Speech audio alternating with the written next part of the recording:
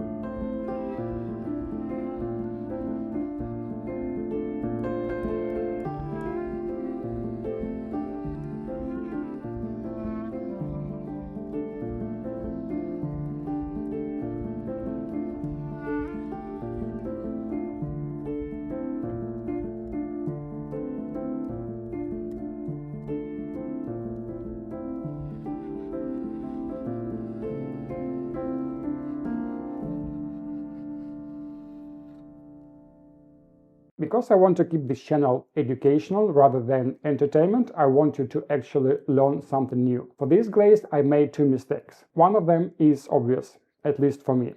You can pause the video, think for a moment, watch closely and leave a comment with your suggestion before continuing. So what did I do wrong? According to the recipe, the syrup for the mirror glaze should be cooked to 103 degrees Celsius to 113 degrees Fahrenheit. And the glaze should be used at 32 degrees Celsius, 90 degrees Fahrenheit. I cooked my syrup to 107 degrees Celsius, 225 Fahrenheit. That evaporated more water, made syrup thicker, and reduce the fluidity of the glaze. That's why it's important to check the fluidity before pouring. At 32 degrees Celsius, my glaze behaved more like a frosting I could spread, not something that I can pour. So I reheated it back to the fluidity I needed, which for this batch was 42 degrees Celsius, 108 degrees Fahrenheit. Next time your glaze looks much thicker than it should, now you know why it happened and how to fix it. The second mistake is air bubbles. This is more of a professional detail. Air bubbles make the glaze less glossy and less sleek. They appear when the blender traps the air under the blade, and once they are in, it's almost impossible to remove them, no matter how hard you tap the jug. They also appear when reheating glaze in the microwave, because you stir it while it's still thick and air gets trapped inside. So what are your thoughts on air bubbles in the glaze? Do they ruin the appearance for you? One more mistake beginners often make is not using a firm base under the cake or making the base smaller. The role of the crunch base or short crust base is not only flavor and texture, it also gives you a structure. It lets you cut and plate the cake neatly. When the base is smaller than the cake, the sides of the mousse still touch the plate, so the slice drags, smudges, and become harder to move cleanly.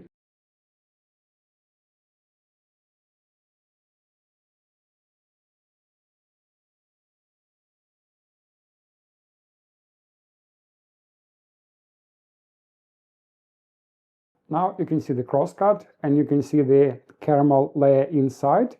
I've been testing few versions of the caramel, and the one that I've shared in the previous video is just perfect for the cakes because it's stable enough, it's not leaking, it's not dripping on the plate, it stays inside the cake. Very important if you would like to have the caramel layer in your cake and be able to unmold the caramel, you need to pipe the caramel between two sponges or between two different layers. Because when you pipe the caramel on a silicone mold, it's very difficult to unmold it unless you use a blast freezer. This trick works perfect. You can pipe caramel on top of the sponge, and then you can put a second sponge, or you can put a second jelly layer or creamy layer, so you have some sort of sandwich. It would be a complex insert with the 3 layers.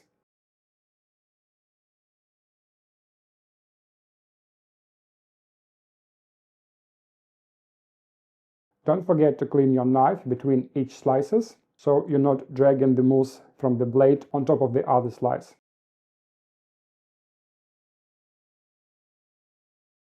Now you can visually see the reason why we need a short crust base that is larger than the cake, so we don't have these smudges on the sides on the plate.